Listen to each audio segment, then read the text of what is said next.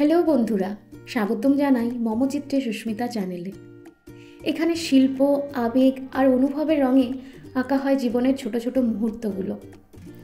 আপনাদের জন্য তুলে এনেছি রং তুলির গল্প, মনের গহীন থেকে উঠে আসা শিল্প আর তার ওপরে ভালোবাসার বার্নিশ।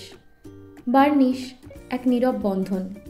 যখন একটি চিত্র আঁকা শেষ হয় তখন কি তা পরিপূর্ণ হয়?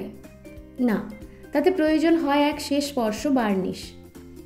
বার্নিশ মানে শুধু চকচকে করা নয়, বার্নিশ মানে সেই অদৃশ্য প্রতিশ্রুতি রক্ষা করার, যেন সময়ের ধুলো, জল বাতাসের ক্লান্তি, জীবনের অবহেলা কোনো কিছুই আর স্পর্শ না করে।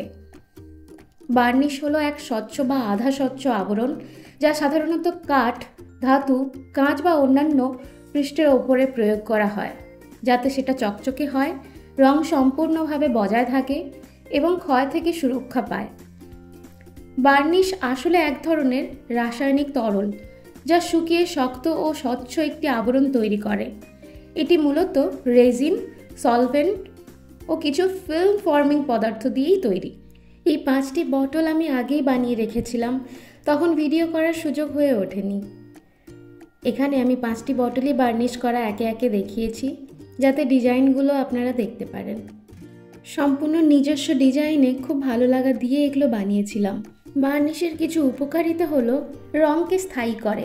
বার্নিশ রঙকে ফেড হওয়া থেকে বাঁচায় ও তার উজ্জ্বলতা ধরে রাখে। জল প্রতিরোধ করে। বার্নিশ জলরোধী স্তর তৈরি করে, বিশেষ করে কাঁচ ও কাঠের ওপরে। একটা চকচকে ফিনিশ নিয়ে আসে। বার্নিশ করলে পৃষ্ঠ চকচকে বা ম্যাট ফিনিশ পায়। আপনি কোন ধরনের বার্নিশ ব্যবহার করছেন এটা তার উপর নির্ভর করে। ধুলো ও ময়লা থেকে প্রতিরোধ করে। অবশ্যই আরেকটি বিশেষ উপকারিতা হলো দীর্ঘস্থায়িত্ব। রং বা ডিজাইনের আয়ু বৃদ্ধি করে, অর্থাৎ আপনার পরিশ্রম মূল্য পায়। এবার আসি বার্নিশের অপকারিতা নিয়ে কয়েকটি তথ্য, যা সত্যি সকলের জেনে রাখা প্রয়োজন। অনেক ধরনের বার্নিশে তীব্র রাসায়নিক গন্ধ থাকে, যা শ্বাস প্রশ্বাসে সমস্যা করতে পারে। সে কারণেই কোনো খোলা জায়গায় যদি আপনি বার্নিশের কাজগুলো করেন, তাহলে আপনার শরীরের জন্য উপকারী। দেখুন, আমিও এই কাজটি কিন্তু জানালা খোলা রেখেই করেছিলাম। তাছাড়াও দীর্ঘ সময় শুকাতে লাগে, দাগ বা বুদবুদ পড়তে পারে, রং বদলে যেতে পারে, আগুন লাগার ঝুঁকি থাকে। ওয়াটার বেসড বা অ্যাক্রিলিক বার্নিশ কাঁচের জন্য ভালো, কারণ এতে গন্ধ কম হয় এবং দ্রুত শুকায়। কোনো পরিষ্কার এবং শুকনো বটলে সফট ব্রাশ দিয়ে ওপর থেকে নিচে একমুখী স্ট্রোকে বার্নিশ করলে ভালো। শুকিয়ে গেলে স্পর্শ করুন।